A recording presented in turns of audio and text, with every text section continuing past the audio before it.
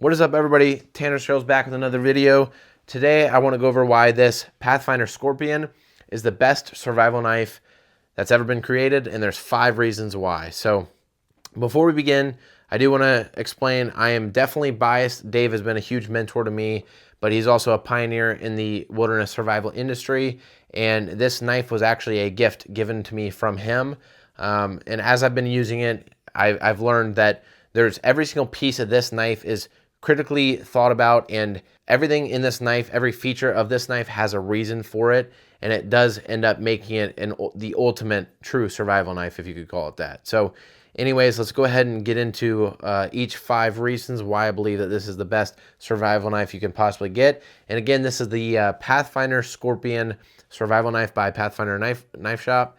It sells around $120, I believe. So it's a great knife. It's pretty affordable. It's bomb proof. I've used this for years and it's never done anything but been great for me. So let's go ahead and get into this. So first and foremost, the most important thing about a survival knife is that it is a full tang knife. So it's not a rat tail where the actual metal piece doesn't just end right here. It's a full tang, so it'll go down the entire blade, and there's pins that lock it in. So you don't have to worry about this thing breaking because it's going to be fully secured in the handle.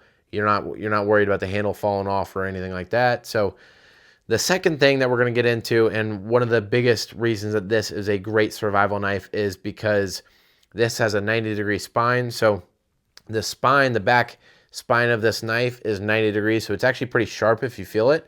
You can use that for as a fire starter with a flint or a ferro rod, or you could use it to process tinder or material for fire starters. So anyways, that 90-degree bevel is very, very useful, especially for a ferro rod. Like I said, that's what I use it for the most, but it's a great feature to have in a knife. And not all knives, even if they're a great bushcraft knife, they might not all have that.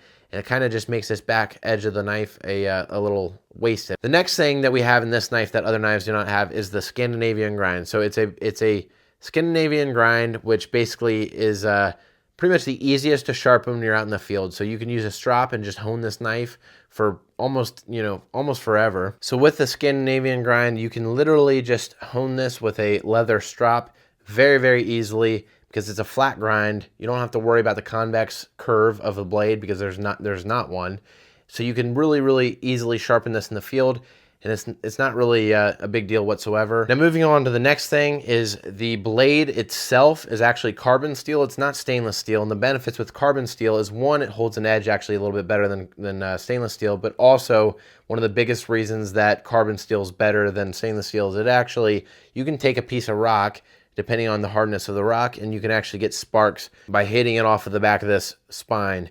So you can actually start fires that way. You could use, it basically turns this into a flint and steel, and you can make fires using char. You can make fires with a lot of different things using just the back spine of this blade. So it just makes this this knife multifunctional, and actually makes it a piece of your fire kit when you're out there in the wilderness. So that's a big deal in my opinion. But then the next part, and the most important part in my opinion for a blade, is the size of a blade. You don't want a blade that's too big, but you also don't want a blade that's too small.